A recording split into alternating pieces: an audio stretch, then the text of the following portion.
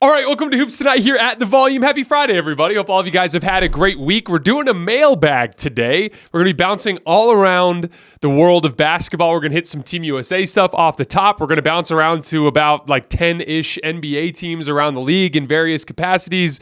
Even got a Star Wars question in there, so we're going to be going all over the place. You guys know the drill. Before we get started, subscribe to the Hoops Tonight YouTube channel so you don't miss any more of our videos. Follow me on Twitter at _JasonLT so you guys don't miss show announcements. Don't forget about our podcast feed. Wherever you get your podcast under Hoops Tonight. Don't forget, it's really helpful if you leave a rating and a review on that front. And then last but not least, keep dropping mailbag questions in those YouTube comments so we can keep hitting them throughout the rest of the summer. And then last but not least, before we get started, just a little note on how the schedule is going to look for the next month or so.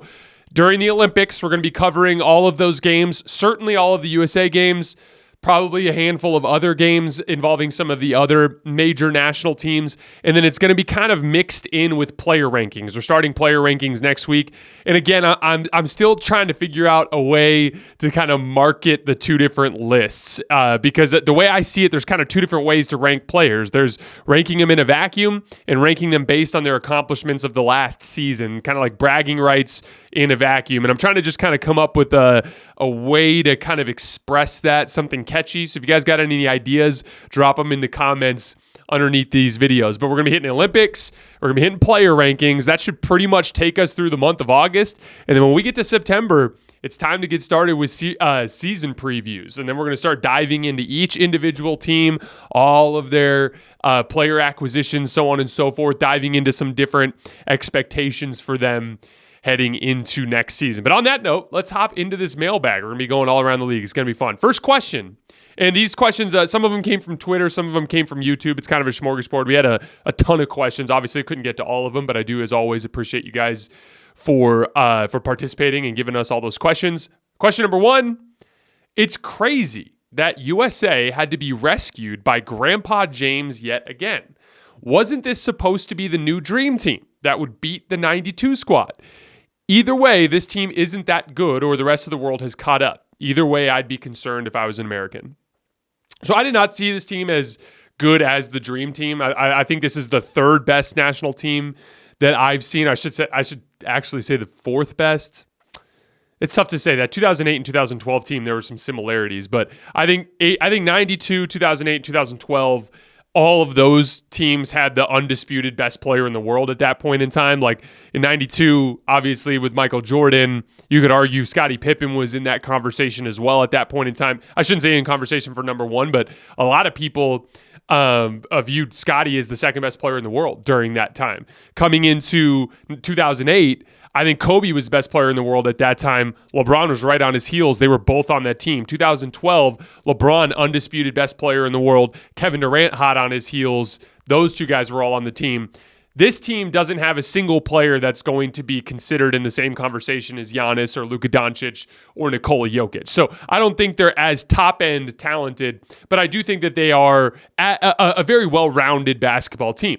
Now, Steve Kerr has done some janky stuff with the lineups that's made it tricky. I want to get more into that in just a second, but I don't think this is like an absolute world-beating type of squad like the 92, 2008, and 2012 teams in terms of the absolute apex talent. It's more of like a depth of talent kind of thing. They're not going to just absolutely demolish everybody like the 92 Dream Team did simply because there's more international NBA talent now. I saw an Instagram kind of like graphic the other day that showed that in the 1992 Olympic run, there were fewer than 10 NBA players playing for FIBA teams. Now there's more than 60. So that just gives you a basic demonstration of how much NBA talent there is playing overseas. And one of the things I talk about a lot, I shouldn't say playing overseas, playing for FIBA teams, but I talk a lot about the concept of diminishing returns, right? Like if every player has to fulfill responsibilities on the floor, and superstars are famous for being able to take these like big chunks of responsibilities, a lot of times you need guys to fill in small roles. And when you take a star level player and ask him to fill a small role, like there's just not going to be that much of a gap. Like for instance, Devin Booker and what he does for Team USA is not that much better than what other two guards are doing for other FIBA teams, even though Devin Booker's a way better player. It just has to do with the diminishing returns of Devin Booker being in the type of role that he is with Team USA. That said, they're underachieving to this point.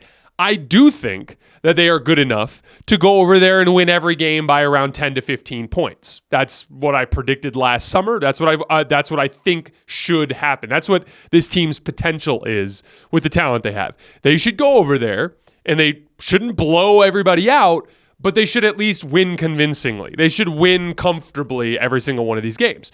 But that's not been the case. They've been in a couple of knockdown, drag-out fights, namely with Germany and with South Sudan, right? Now that is where we have to get to Steve Kerr in the lineup structure. Because the end of this question is, either way, I'd be concerned if I was an American. My concern surrounding the team's performance, I'm holding off until we actually see them play in some these Olympic Games. Because in the showcase, there's more of a lack of urgency when it comes to Steve Kerr and trying to figure out lineup combinations that work. For instance, doing line shifts, that's not usually how basketball works. Usually, like, you sub 2 or 3 guys out, maybe 1 or 2 guys out at a time, and you're kind of like, guys play longer shifts, and it's more of like a flow from unit to unit.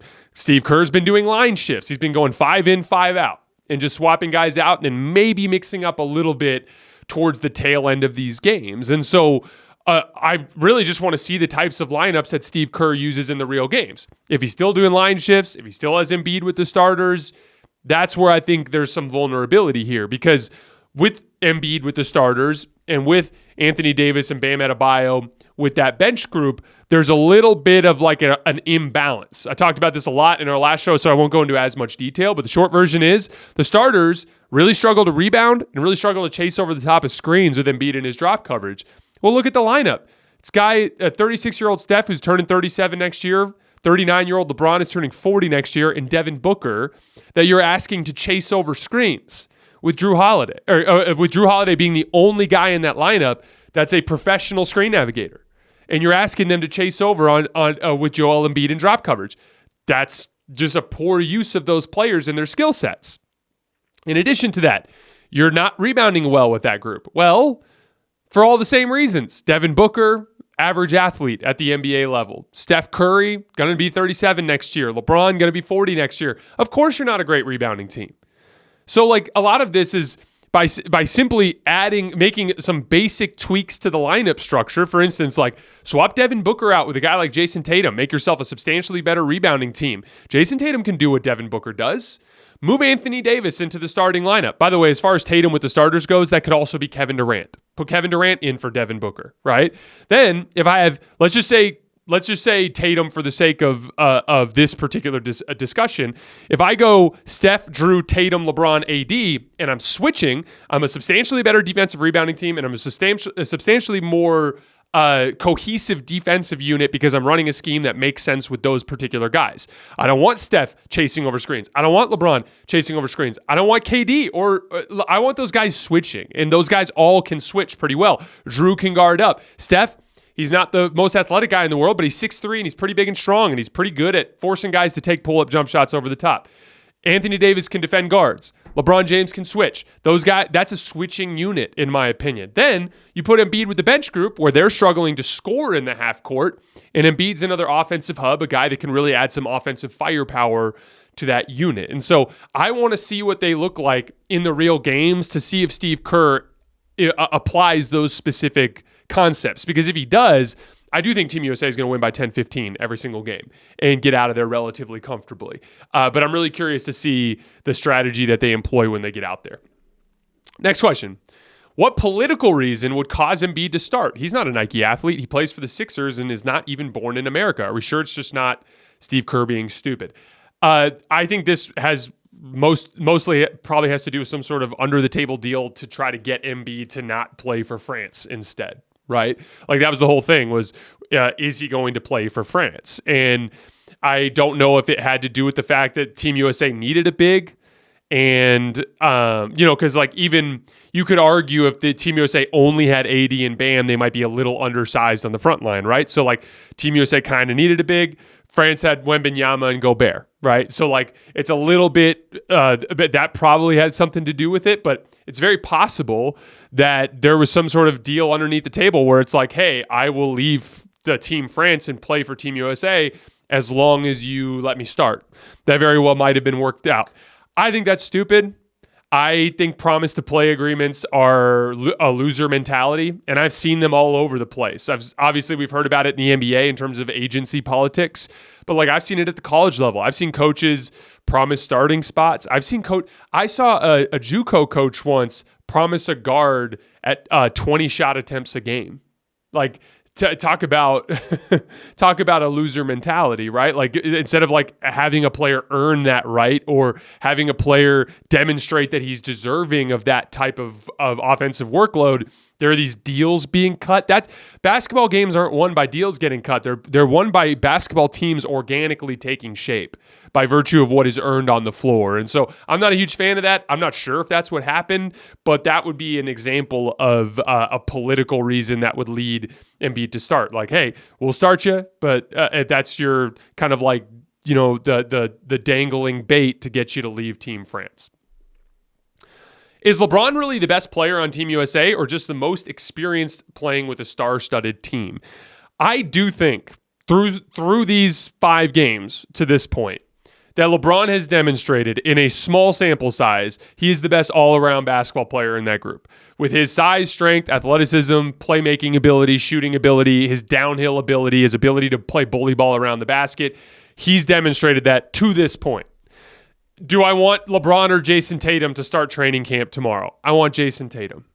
Do I want LeBron or Anthony Davis to start training camp tomorrow? I want Anthony Davis, right? Like at a certain point, LeBron's age becomes a factor in the grand scheme of an NBA campaign. From the tip-off of training camp to the Larry O'Brien Trophy in mid-June, you're going to want a younger player. And I don't think LeBron belongs in those conversations because all you have to do is watch the Lakers. He's conserving energy in a lot of areas throughout the 82 just to try to survive, right? But that's not the case for this Team USA example, right? Like in these games, LeBron is the best player in this small sample size because he is healthy right now. He is in great shape right now. He is well-rounded and ready to go right now. And so, yeah, is LeBron the best player on Team USA? Yes. Is he the best American basketball player to start a franchise with? Probably not. He's probably considerably further down on that list. Do you think the Olympics are a precursor of what's to come in the regular season, like LeBron and Kobe's seasons after the 08 Olympics? I'll just put it this simple. There's no version of this where you go and play against the best American basketball players in practice and the best players in the world in games over the summer that doesn't make you a better basketball player. It's really that simple. Every single player that went to this Team USA camp is going to come out a better basketball player, which would inherently lead them into more productive NBA campaigns next year, provided their bodies hold up. But like, as long as their bodies hold up, like there's nothing but good that comes from this. Not even to mention just the conditioning element that, by the time this is done, it's going to be mid-August or late August. And at that point in time, they're a month and a half from training camp. So like at that point, you maybe take a week or 2 off, but then you're gearing up for the season anyway. I bet you there are going to be guys who come out of Team USA and just stay in the gym and make sure they're ready by the time they get there. A couple Lakers questions next. Do you think Max Christie can be that athletic starting 2 guard that we need? So you guys know how I feel about young basketball players. The main thing I worry about with Max Christie is his decision making. Like when to pass, when to shoot, what to do when he drives past his man in a closeout situation, making reads in those situations. Those are the areas that I worry about Max Christie. I think he can shoot the ball fine, and I think he can defend. But the question is, can he make those decisions? One of the things that sucks for Max is Darvin Ham horribly misutilized him last year and played an inferior player in Cam Reddish over him all season long. And so from that standpoint, like Max didn't get the reps that you would have hoped that he would have gotten over the course of last season. But I would imagine that they'll start him at the 2 to start the season, or maybe not start because of the D'Lo situation, but they'll play him a lot at the 2 to start the season, and it will be up and down. And there are going to be highs and there are going to be lows where he's a young player making young player mistakes. That said, one of the things I think a lot about with the Lakers as it pertains to them needing to make a deal. Last year, their biggest weakness, as I've said on and on, is having athletes on the perimeter. So if Austin Reeves is a skill guard and LeBron James is a 40-year-old forward and Anthony Davis is a center, you really need athletes at the 2 and 3. And last year it was D'Lo and Taurean Prince, bad athletes. D'Lo and Rui, who's big, but not particularly quick on the perimeter. And so this is where it gets interesting because you have three players that are kind of sort of getting added to the roster, even though they were on the roster last year. Max Christie was on the roster last year, didn't get used. That's an athletic two-guard. Gabe Vincent was hurt all year last year. He is a guy that is a pretty solid point of attack defender.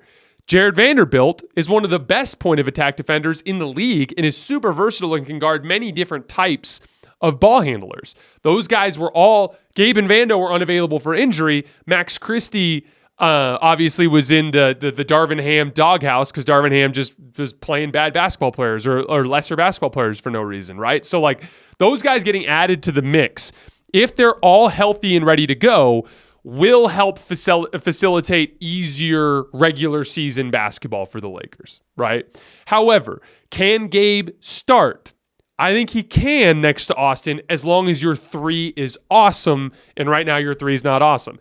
Can Vando start? I think he can as long as your two is awesome, but right now I don't think their two is awesome. And so in the long run, I still think the Lakers need upgrades of those types of roles. However, Max, Gabe, and Vando just being healthy and ready to go at the start of training camp will buy the Lakers the time to make that deal at the deadline. Again, if you think of it very simply, the Lakers have 2 draft picks to use, and you probably have 2 seasons left of LeBron playing at a pretty high level this year and maybe next year. What that means is whatever your next trade is, that has to be a hit. You got to get the right guys with that deal, right? And so being patient, I'm not against it as long as they actually do something at the deadline this year. What they cannot afford is to make the mistake they did last year, which is like, oh, D'Lo, he's playing really, really well. We're fine. We don't need to do anything. And then you roll into the Nuggets series with the exact same players and lose the exact same way. That can't happen, right? And so I'm okay with taking that group into the season because I do think Gabe, Vando, and Max can help in the 82 to facilitate some of that perimeter athleticism that they need. But at the deadline, I think you have to do something. And if they don't, I'd be really disappointed. Next question. Lakers trades. Do the following move the needle for you? Gabe Vincent in 2 seconds for Dennis Schroeder. D'Lo, Jalen Hood-Schifino, Cam Reddish, and a first-round pick swap for Bruce Brown. Christian Wood and a 2029 unprotected pick for Walker Kessler. I think that Bruce Brown could end up costing a legit first-round pick. We'll see. And with Danny Ainge, I'm always worried about what it's going to cost to get a player from him. Let's take it a little bit. Let's take it one at a time here. Gabe Vincent in 2 seconds for Dennis Schroeder. So part of me really wants to see Gabe Vincent with this team, healthy for a long time, because I think there's a lot of upside there with his point of attack defense, his ability to play off the ball. But one of the things that I underrated about Dennis Schroeder, last summer I said that when they swapped out Dennis for Gabe, I was like, I like this because this is a player that's not quite as good as Dennis, but maybe a better fit with the Lakers because he can play off the ball. That was the main reason why I was kind of pro that direction last summer. Where I became aware that I was wrong about that was the Laker roster had nobody that could beat anybody off the dribble other than LeBron James. And that becomes a problem in the half court when you're trying to get the defense in rotation and generate quality shots. If D'Lo needs a screen and if Austin needs a screen and Anthony Davis needs a post up, then you're in trouble, especially against switching teams, because now you're asking 40-year-old LeBron to do everything. And yeah, there were these moments like against the Clippers where they were switching everything and it got kind of bogged down, but then LeBron hit a bunch of threes and it was fine, right? But that's a lot to ask. And so I've gained another layer of appreciation for Dennis as just a speed demon that can beat people off the dribble and how that can be a value in the half court to generate quality shots. So if I could turn Gabe Vincent into Dennis Schroeder, I would personally. But that's just because I've gained a new appreciation for Dennis. And again, I'll own up to the fact that that's the exact opposite of what I said last summer. But again, every year I've covered the league, I learn more and more about the game. Secondly, the D'Lo, Jalen Hood-Schifino, Cam Reddish for Bruce Brown. Bruce Brown, for me, is the classic example of an upgraded version of the Vanderbilt, Gabe Vincent, kind of Max Christie trio, the perimeter athletes that play the 2 or the 3, right? To me, Bruce Brown is a guy that can bring a lot of like the Alex Caruso-esque, like big athletic guard, point of attack defense, rebounding elements, transition elements, while also being a plus offensive player, which is something that you don't get out of Jared Vanderbilt, which is something that that I think could be an issue with Max Christie, even in terms of his decision making, right? So like really, really like Bruce Brown. Don't think you could do it for a first round swap, but that to me is really the direction that I would look to go. I would split the first round picks and use them separately and try to get 2 upgrades, either a really good backup center in a 2 or a 3, or maybe a 2 and a 3, right? Like those are the directions that I would look to go. Christian Wood, 2029 first round, unprotected first round pick for Walker Kessler. I would like Walker Kessler if I could get him for 1 pick. I just think that's kind of unrealistic. But I really, really like the idea of Anthony Davis playing alongside another rim protector for the very same reason that you're watching these Team USA second units be so good defensively. If you put Anthony Davis next to another rangy athlete, it allows him to play the low man position and to be underneath the basket, helping on pick and roll, closing out to shooters on the weak side, cleaning up the defensive glass. It's the classic look we saw in 2020 and 2021 with Dwight Howard and JaVale McGee and Marc Gasol and Andre Drummond and those guys, right? Like that to me is a look that would benefit the Lakers. I just wouldn't give more than 1 pick for that type of deal. And if I was giving up a pick, I'd want a really good player, someone that I think Walker Kessler fits that bill, but there aren't many that fit that bill. I would prioritize using the first round picks to upgrade the perimeter athletes. LeBron and AD have been the 2 top performers on Team USA. KCP came out and said he felt the Lakers should have beaten them as they were up every game. Is this roster good enough to at least make the Western Conference Finals? And what is one move they can make to improve their fourth quarter execution? So we went over a lot of moves earlier. I thought the KCP quote was interesting because one of the big things that stood out to me about Denver is they just looked really tired throughout that entire playoff run. And I think that was interesting to see them kind of own up to that. The one other thing I wanted to respond to in this question is the fourth quarter execution piece. The Laker fourth quarter offense is fine. That was like a strength of theirs last year, actually. LeBron did a really good job making and taking shots in those situations. They had good flow. They ran good action. Crunch time offense was not an issue for the Lakers. It's actually been really strange for me to see JJ Redick and so many other people talking about the Lakers' fourth quarter offense. The number one issue with the Lakers in the fourth quarter, especially in the Nuggets series, was defense. What was that one game? The Jamal Murray game winner, the first one. I think it was game 2. I want to say that they scored on like 9 of their last 10 possessions. Like they scored every single time down the floor. The Lakers were scoring too. That wasn't the issue. The Lakers can score. The Lakers were one of the best offenses in the league the entire second half of the season. That translated into the postseason. Their issue is they don't have perimeter athletes, so they always put an underqualified defender on Jamal Murray or whoever the best perimeter player is on the other team, and they can't get stops. That's why they lose. And so, like, the focus on the fourth quarter execution piece, like, JJ Redick will help it. They'll add some more wrinkles. They may even go up a level from where they were last year, but they're not going to start reaching another level as a fourth quarter execution team until they improve defensively in terms of their personnel. Last Lakers question before we move on. What do you think JJ can bring to the table that Darvin Ham couldn't? Even with the flawed team they had last year, if you swap JJ in at coach versus Denver, could you see a different outcome? I don't know if it would have been enough versus Denver. Again, I still think their defensive personnel was the main issue there. However, I put down 3 things that I think JJ could help with. 1, improved offensive execution. One of the things that I've really grown to appreciate over the last year is the importance of actually running action versus just freelancing. You Laker fans know Kranjis. He works for Tim Kranjis. He does that B-ball index statistical platform.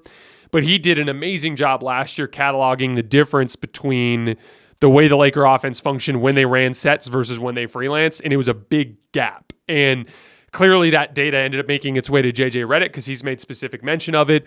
I'm not surprised at all. Kranjis does great work, and he probably should be working for a team somewhere right now, and hopefully he does eventually at some point. But I agree with him. I think he's hitting the nail on the head. I'm glad that JJ knows it. The Lakers need to stop freelancing so damn much, and they need to run more organized offense. JJ Redick will help with that. Secondly, listening to data. All of that information about playing Rui or Vando at the 3 instead of Taurean Prince was abundantly clear in the data from the early portions of the season. And in spite of repeated data, statistical evidence that showed that, Darvin Ham stuck with Taurean Prince way too long, and it cost them dearly as they went 3-10 after the in-season tournament and ended up in the play-in tournament. So just having a guy who's willing to look at the evidence and make the appropriate adjustments accordingly is going to be a huge asset. And then lastly, coaching possession by possession. Famously, Lakers fans referred to Darvin Ham as hot pockets because he would just stand on the sideline with his hands in his pockets. You watch all the great coaches. You watch Eric Spoelstra. You watch Ty Lue. You watch Mike Malone. You watch Steve Kerr. These guys are up. They're animated. They coach every possession. They demand excellence every possession. There is an emphasis on attention to detail. And if JJ Redick can bring that, I think that would be a substantial improvement for this team. We got a Warriors question. If the Warriors don't end up getting Lauri Markkanen, and then in parentheses he puts, I don't think the Warriors will want to give up Pods and or Kuminga plus multiple picks plus multiple swaps. What is another option for them to potentially target this offseason to give Steph a true number 2 option to contend for a title? Not a lot of great options right now. I think that you never know what could happen when you get to the deadline. But now you're kind of looking in that after Markkanen, you're kind of looking in that like Brandon Ingram, Zach LaVine area. And it's like Brandon Ingram is a guy that I think would be a terrible fit in their 5-out offense. Like Brandon Ingram is a guy that like when you put the ball in his hands and you let him run spread pick and roll, he's a gifted pull-up shooter. He can get to the rim. He's Brandon Ingram's a sneaky, excellent passer, but I just don't think he's a good fit in like a ball and player movement, motion heavy, like read and react type of offense. And then obviously with LaVine, it's about money and health, and there's just a lot of risk there. And so I think if they miss out on Markkanen, they'll probably end up holding tight and seeing if they can find something that develops closer to the deadline. You know the beautiful thing about being a sports fan? There's only like 2 days the whole year without a game. 2. With so much happening and so much action, that makes just about every day game day at DraftKings Sportsbook. It's super easy for first-timers to get started. Try betting on something simple like picking a team to win. Go to the DraftKings Sportsbook app, select your team, and place your first bet. It really couldn't be any easier or any simpler. Baseball, golf, UFC, there's something for every fan of every sport to bet on DraftKings. And I know it's early, but football season will be here before you know it. And the Kansas City Chiefs are currently the favorite to win the Super Bowl on DraftKings at plus 550. And if you're new to DraftKings, you got to check this out. New customers bet $5 and get $150 in bonus bets instantly. Download the DraftKings Sportsbook app now and use code HOOPS. That's HOOPS. That's code HOOPS for new customers to get $150 in bonus bets instantly when you bet just $5. Only on DraftKings. The crown is yours. Are the Nuggets a worse starting 5 but an overall better team with the addition of Saric, Westbrook, and developing Strother and Peyton Watson compared to last season? Thanks for the great coverage. I hope your summer is going well. Thank you. My summer has been great. I just booked another trip to Vegas with my wife to go see Dead & Company. I'm going to go see him 2 more times. She's that's actually for my birthday, which is going to be a lot of fun. But my wife and I haven't gone on a vacation alone in a while, which will be fun. And then we're turning around and leaving like the very next day to go to Seattle. And we got like an Airbnb that overlooks Mount Rainier, and we're just going to kind of relax and get out of the heat. It's been hotter than hell here in Tucson every single day. So I'm looking forward to some time in the PNW. The Pacific Northwest, the few times that I've been there recently, it's becoming quickly one of my favorite places to visit in the summertime. And so I'm excited to get up there. We're going up there for a week. All right, so the Nuggets. Here's the thing. Everyone's kind of being slotted into different roles, right? So the role that used to be Christian Brown, that's the role that you're looking at for Julian Strother, right? Like first guard off the bench, right? The backup point guard, you're looking at Westbrook instead of Reggie Jackson, right? And then at the 2 guard, you're looking at Christian Brown instead of Kentavious Caldwell-Pope. To be clear, I think going from KCP to Christian Brown is a downgrade. I really like Christian Brown. I think he's actually a better defender than KCP, a more versatile defender because he's bigger and stronger. But like offensively, there's a chasm between those 2 guys, right? So I think that's a downgrade. We're going to talk Reggie Jackson, Russell Westbrook here in a minute, but I think that's a downgrade. But there's another question there that we'll get to. And then Julian Strawther is a very interesting player. He's got good size, really silky smooth touch, a lot of like interesting stuff in terms of his skill development. I just don't think Julian Strawther's ready to be like a huge rotation piece next season. So I'm a little concerned about that. I do think Peyton Watson will be better, and that'll be good for him. I think that's Peyton Watson just getting better year over year is an improvement. But I do think as we zoom out from that, I think we have to admit that the Nuggets are a little worse this year than they were last year. That said, I thought last year they lost a little bit of their competitive fire. Mike Malone said before last season that winning takes talent, repeating takes character. And I don't want to say they failed that test because, I mean, they were still up in Game 7 in the second round. But, like, I think we can all agree that they just didn't quite have the juice last year. Didn't quite have that extra bit of, like, oomph to them. You know what I mean? And I think they'll have that this year. I think that Jamal Murray's pissed off. I think that Nikola Jokic is pissed off. I think the Nuggets are going to be really, really good again next season. And so even with those downgrades, and again, I think we have to acknowledge that KCP is not as good as Christian Brown. I personally don't think I don't think Russell Westbrook is as good as Reggie Jackson, which we'll get into in a minute. And I don't think Julian Strawther can do what Christian Brown could do as a bench guard, obviously, right? Different types of players, but still, in terms of overall impact, I think Christian Brown is better as a bench player than Peyton Watson. With that being the case, or not Peyton Watson, excuse me, Julian Strawther, I'm confusing them. I don't think Julian Strawther is capable of impacting winning off the bench as well as Christian Brown did last year. Peyton Watson is a little bit better.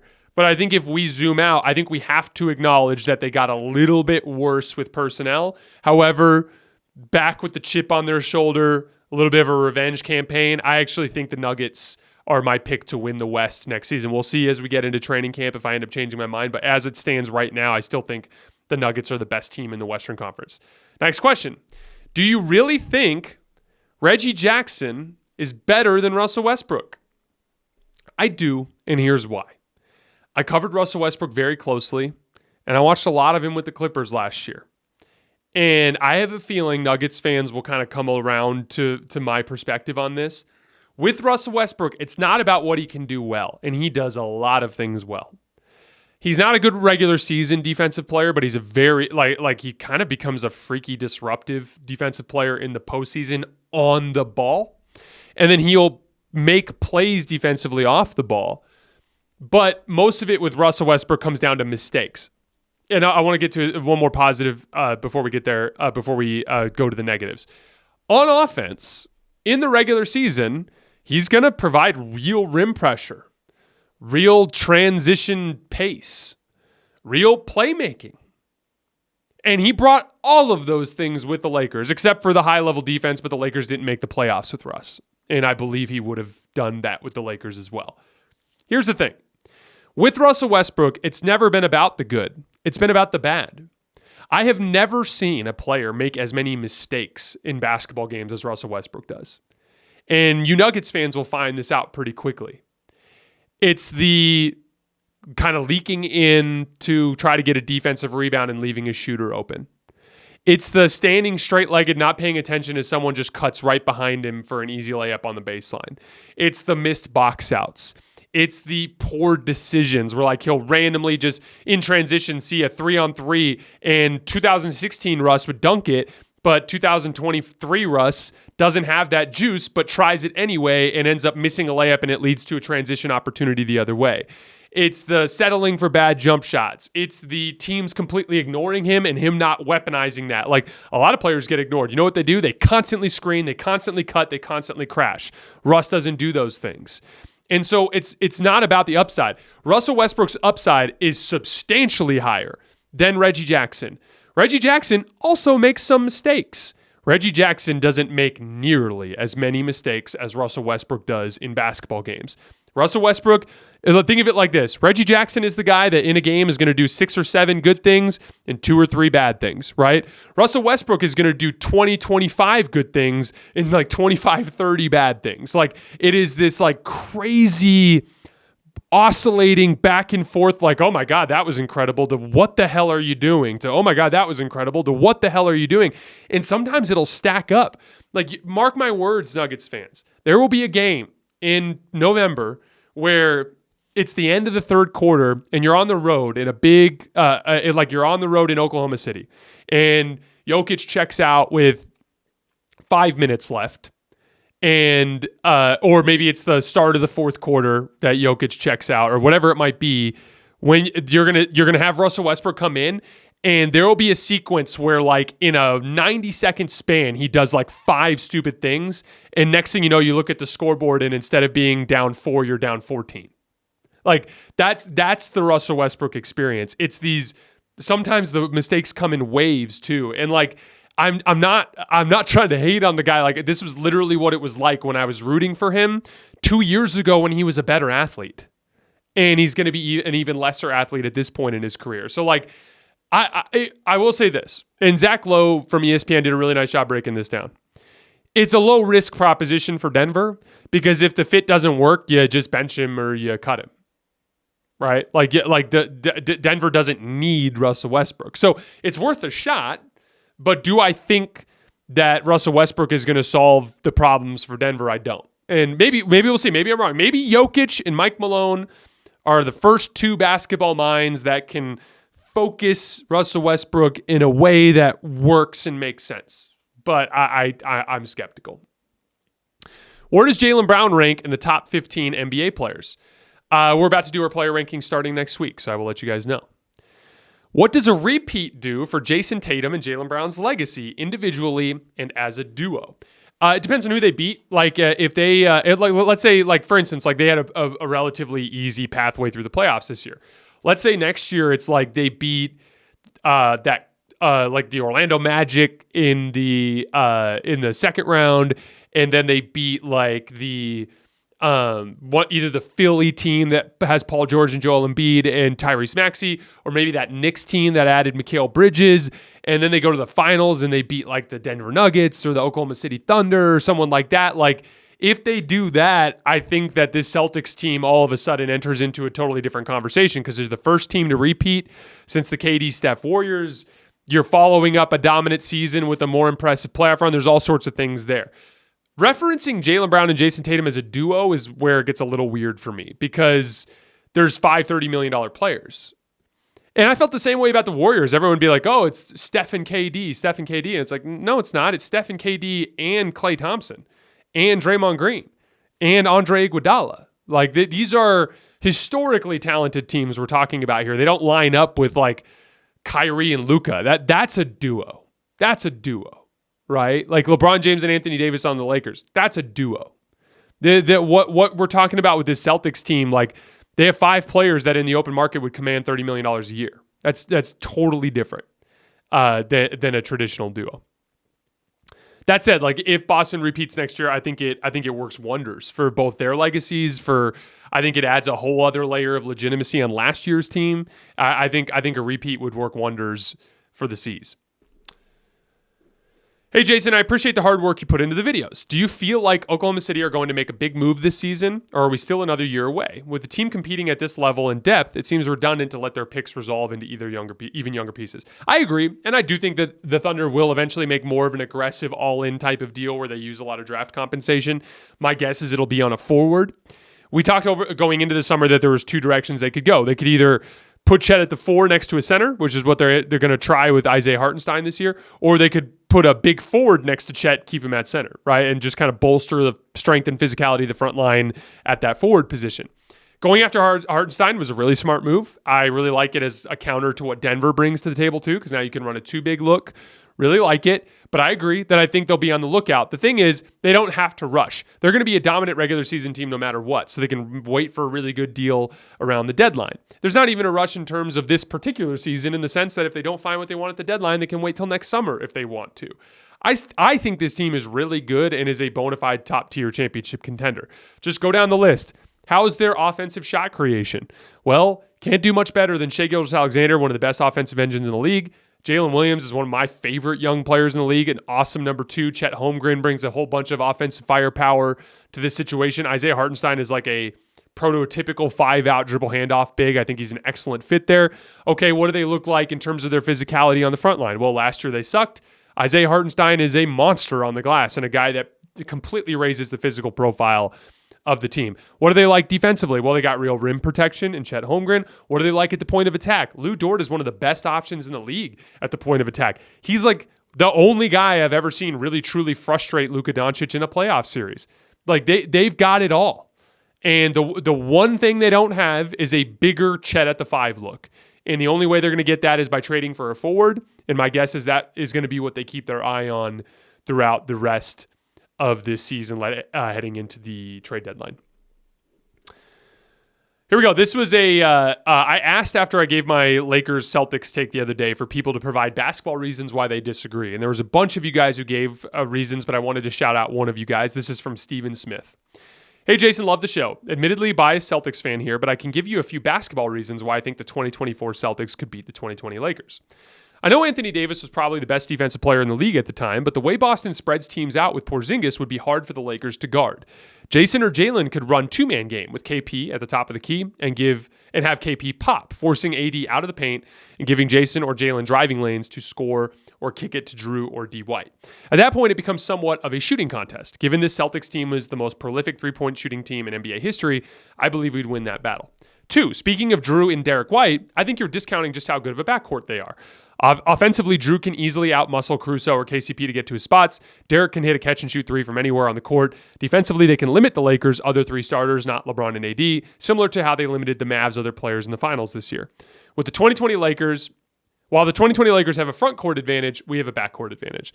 3, yes, LeBron and AD are a much better duo than Jason and Jalen are, but many believed Luka and Kyrie were a better duo, given they too rolled over a much tougher Western Conference, and we kicked their ass.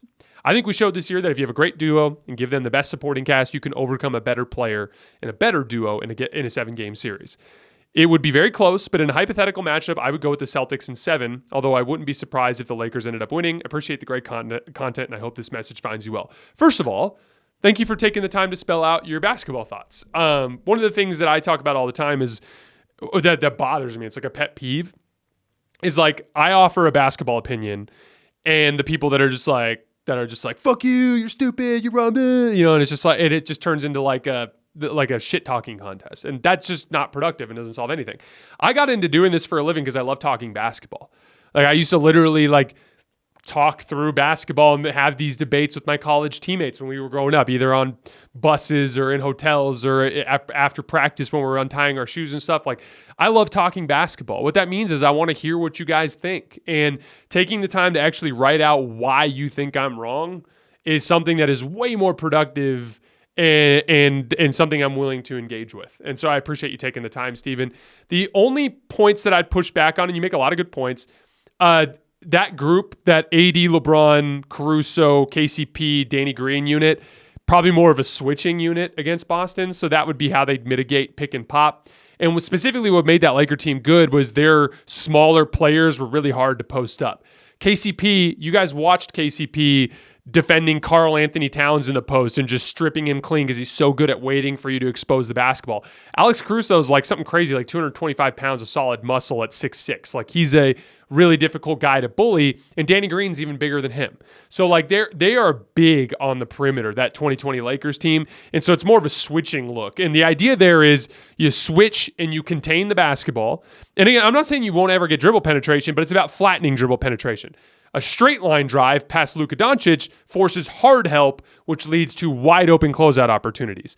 A good perimeter defender is going to make those drives more of like a banana route, like a flattened out drive, which makes it so that guys can dig down instead of hard helping, which makes for easier closeouts. It just allows you to kind of avoid that drive and kick chain. So specifically, I think the Laker defense was really well built for that Boston drive and kick. I do agree with you, though, that the Boston backcourt was better. One other note on the duo thing, like Luka is probably the second best player in the world behind Jokic, and Kyrie's somewhere around the 20 to 25th best player in the world. LeBron was the best player in the world in 2020, and I had Anthony Davis at number 4 that year. So like, it's not just that they're a better duo than Tatum and Brown. They're a way better duo even than Luka and Kyrie were. And that's a big part. Like those two were just an absolute wrecking ball that entire season. But I appreciate the comment. You did a really good job breaking it down. I think your take was super reasonable. Hey, Jason, love the show. I'm a fan from Trinidad in the Caribbean. You have a following here. I know you have said that usually a basketball player is who they are around the age of 26, 27, but isn't it possible for D'Lo to improve his defensive skills and athleticism during the offseason? I think he's a high-level offensive talent, aside from when he gets in his own head, but I just don't buy him saying, I'm just not athletic. At this phase in his career, he's been trying, trust me. There's like a range of potential athletic outcomes for every player. And like D'Lo has a range, meaning he can get better, but there's a ceiling there. And his ceiling is still too low to impact the game as a role player the way guys like Derek White do, for instance. All right, let's see. Pistons question. Hi, Jason. Thanks as always for your content. As a depressed Pistons fan, last season was an absolute shit show. Really tested my love of the game. However, I think this offseason was quietly one of the best, considering the overhaul of the front office and getting Fred Vinson to help Ivy, SR, Holland improve their jump shot. People clown the Tobias contract and the Tim Hardaway Jr. trade. I understand when you win 14 games, we don't deserve the benefit of the doubt, but you've always mentioned the importance of solid vets that can still play at a high level to help a young core develop good habits. When you're assessing rebuilding teams, what signs apart from the win-loss column are you looking at to see if a group is on the right path to take the next step? And do you think this Pistons group can take a Houston-esque leap towards respectability, for example, 30-odd wins? I do think that the Pistons are poised for that type of leap. I'm that much of a believer in Cade Cunningham. And quite frankly, last year was... Monty Williams was not playing their best basketball players, and that kind of like set them up for failure in a lot of ways.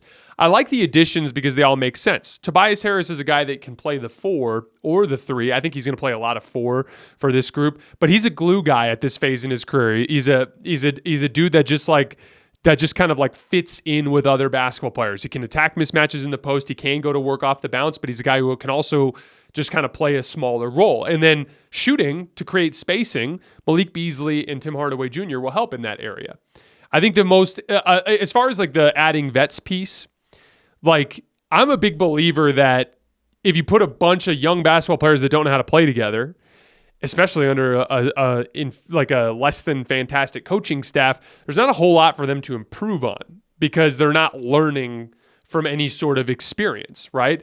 And so especially as long as those veterans don't take away from their opportunities to learn. So for instance, like John Wall with Jalen Green doesn't make any sense because John Wall is going to directly infringe on Jalen Green's ability to kind of like have those opportunities to go to work, right? Like what makes sense is you want these veteran players like Tobias Harris, Malik Beasley, Tim Hardaway Jr.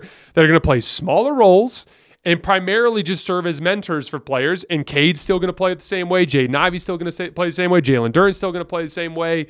And you just have the ability to just kind of elevate the overall basketball IQ of those lineups. There are a lot of possessions where like Cade Cunningham gets the defense in rotation and then the play just dies from there because there are guys that don't know how to properly attack closeouts or to make the right reads in those situations. These guys will help in those ways. As far as next year and taking that leap, it's really just about, can Cade Cunningham continue to be the shot creator that he is? Can you get, obviously, a little bit more competent coaching? And then can you be adequate defensively in that front court, right?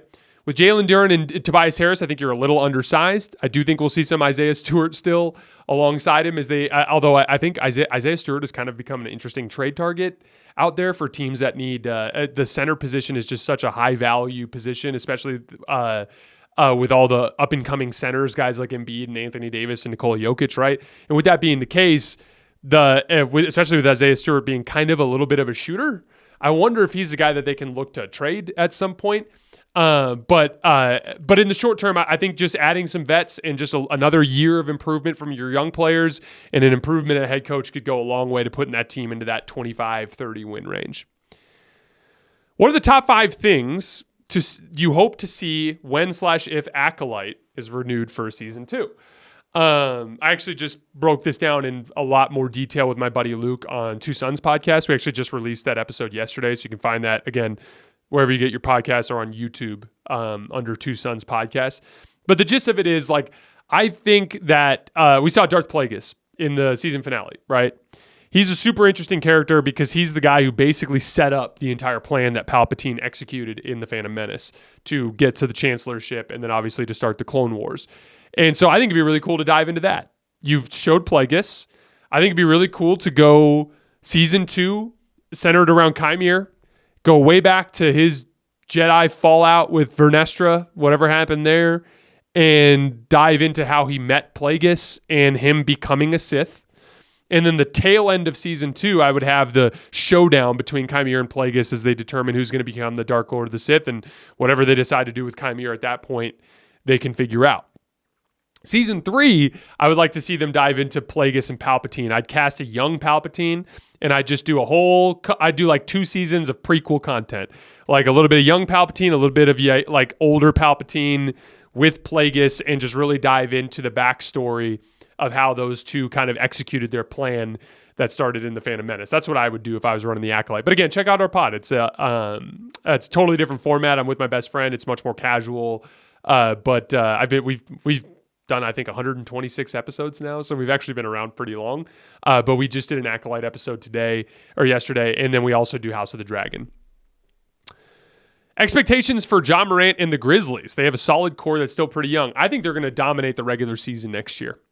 I don't know what they're going to look like as a playoff team. I need to actually see them play, especially with all these new pieces. I want to see where JJ Jackson fits in all of this. I want to see if Zach Edey can help. I want to see if Ja Morant can continue to play the way he did when he showed up in the middle of the regular season last year. Can Marcus Smart stay healthy? There's a lot of question marks there, but I do think they're going to dominate the regular season. I expect them to be a top 4 seed. Or the Orlando Magic on the same tier as Philadelphia and New York, or is it too soon? I still think they're behind that tier. I'd put them behind the Bucks too. I just think they still need to. Until Franz Wagner and Paolo Banchero become better jump shooters, I don't think they can enter that tier. But I do think that they'll be a very good regular season team. Wouldn't be surprised if they pass one of those teams in the regular season. That said, I still view them as firmly in that 5th spot in the Eastern Conference. Let's do one more. This is a Pelicans question. Without a center, and with DeJounte Murray and CJ McCollum on the roster, where do the Pelicans go from here? Who should they trade? I would trade Brandon Ingram. And really my reasoning is this simple. Brandon Ingram has not played 65 games in a season since he was a rookie. He's consistently hurt and consistently playing below his peak. I'm a huge Brandon Ingram fan when he's healthy. I think he's one of the best passing forwards in the league. Really, really nice, like primary shot creator when you can put the ball in his hands and have him run spread pick and roll. When he's in shape and in rhythm, he's such a good scorer who can score at all 3 levels. Big fan of BI, but he's constantly hurt, and he's kind of a funky fit alongside the drive and kick kind of profile that I see from a DeJounte Murray, Zion Williamson type of core. Also, CJ McCollum is a much better spot-up player than Brandon Ingram. Brandon Ingram was an average spot-up player. I want to say he was at like 1.07 points per spot-up possession. CJ McCollum was one of the best spot-up players in the league last year. He was up over 1.3 points per possession. So good at shooting and driving closeouts.